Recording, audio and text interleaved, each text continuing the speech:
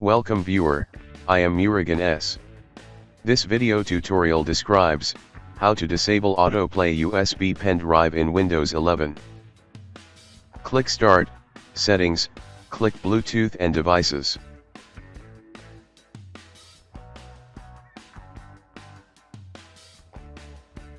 Click Autoplay.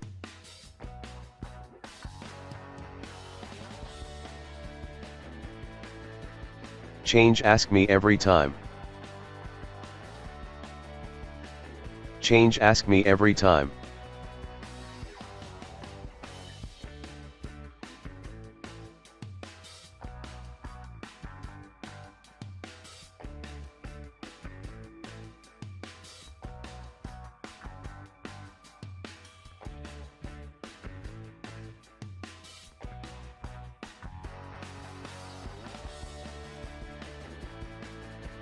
I hope this video tutorial helps to you. Please like, share and don't forget to subscribe my channel. Thank you very much. See you next video.